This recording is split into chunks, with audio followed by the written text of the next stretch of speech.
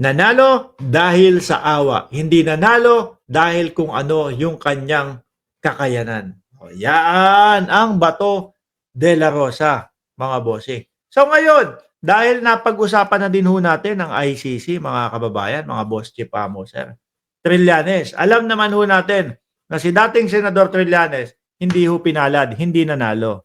Ngayon, may back si Sal Panelo kay dating Senador Antonio Trillanes. Kawawang-kawawa daw ang dating senador. Kasi daw talo si Trillanes, mga kababayan. Versus doon sa kaibigan niya na nakakulong. Na 8 years pa, kawawa. Eh baka pa after 3 years, pagkatapos po ng pagkakatalo ni dating Senador Trillanes sa pagka-mayor, eh baka ho pagtakbo niyan after 3 years sa Senado. Siya senador na, yung kaibigan mo nandun pa, nakakulong pa. Ako ho naniniwala, mga ayos eh, no? Mamaya na yung mamayang gabi na natin yung mga shoutout, ha? Mga bossing, hindi, medyo nagra-rush lang tayo ngayon. No? Para fair, kahit po yung mga nagpapalipad, eh, hindi muna natin isa-shoutout. Okay? So, pero salamat doon sa mga magpapalipad at nagpapalipad.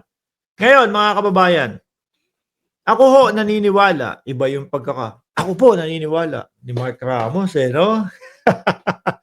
Hindi, ako ho naniniwala, mga kababayan, na mali lang yung posisyon na tinakbuhan ni dating Senador Trillanes, no? Nag-focus siya doon sa pagka-mayor, doon sa kanilang bayan sa Caloocan, mga bossing. Pero kung si Trillanes tumakbo ng pagka-senador po, mga bossing, kasama to napapasok ni Kiko Pangilinan at ni Bam Aquino. Bakit ho, mga kababayan? Sa haba-haba ng laban ni dating Senador Antonio Trillanes dito kay dating Pangulong Duterte. Biruin mo, ano? Kailan pa ho yun? 2016, kung ganyan mga panahon, nag-umpisa. After 8 years, after 7 years, lahat nung sinasabi ni dating Senador Trillanes, nagkakatotoo ho, mga kababayan. Binintangan pa to nila Duterte. Si Trillanes nagpabalik-balik ng China, ibinenta ang West Philippine Sea sa China. Sagot naman ni Trillanes, hindi ho totoo yun. Ano po? Ngayon, pagkatapos ng termino ng dating Pangulong Duterte, dito na natin nakikita yung garapalan, no, na ginawa ng China nung panahon na nanunungkulan si dating Pangulong Duterte. Biruin mo, BRP Sierra Madre, barko natin, nakasadsad sa teritoryo natin, bawal natin kumpunihin. Kailangan pa nilang itakas base kay Roque. Kailangan pa nilang itakas yung mga materyales para makumpuni yung BRP Sierra Madre. Mga kababayan, bakit? Nasa teritoryo ng Pilipinas at pag-aari ng Pilipinas, yung barko na yun. Tapos, takot na takot ang administrasyon ni Duterte para ipagawa. Oh, di po ba? 2016, sa pangunguna ni dating Pangulong Noynoy Aquino, na ipanalo sa UNCLOS, mga kababayan. Na ipanalo sa UNCLOS. Oh, yung mga isla diyan, ang West Philippines, na ipanalo. Atin ang karapatan para diyan sa mga isla na yan. 2016 eksaktong-eksakto, maingay yung pangalan ni dating Pangulong Duterte kasi kakapanalo lang niya nun. Kung ibinalandra niya sa buong mundo yung pagkakapanig sa atin ng UNCLOS, mga kababayan, panigurado ko, mga karatig bayan natin, bansa natin, kahit pa yung mga nasa Estados Unidos, kahit pa yung mga malalayo, susuportahan ho yan, mga bossing. Igagalang po nila yan. Pero ano ginawa ni dating Pangulong Duterte? Wala, deadma. Di po ba? Deadma, mga kababayan. Hindi nila ibinalandra o hindi nila ipinagtanggol. Ayun, natabunan. Nagkapal ng muka ang China. Ngayon kinakarma po yung China mga kababayan, 145 percent ng taripa, bumabagsak ang ekonomiya nila dahil sa mga ganyan na ginagawa nila, 'di po ba? Oh, si dating Senador Trillanes siya ang nagsabi nun na, "Yang mga Duterte na yan, mga maka-China yan, et cetera, lahat po." Hanggang ngayon merong hinahabol ang dating Senador Trillanes mga bossing, 'no? Na pirmahan ni dating Pangulong Duterte yung waiver para makita kung ano ang nilalaman at kung ano ang mga naging transaksyon doon sa, um, bank account na yun. Tagal ng panahon na pong inilalaban. Tingin ko ang gagawin ng dating pangulo diyan, kahit kamatayan niya na yan, hindi niya pipirmahan yan. Ano po? Tayo, ano unang papasok sa isipan natin? Bakit kaya ayaw pirmahan ng dating pangulo? Oh, kung wala namang itinatago ang dating pangulo, bakit kaya ayaw pirmahan? Hanggang sa umabot sa punto, nakita na ho natin yung panggagalaiti niya kasi ayaw talagang tantanan ni Trillanes. Dahil ang sinasabi ni Trillanes, merong mga pumapasok na mga 2 bilyones na pera doon sa bank account na yun.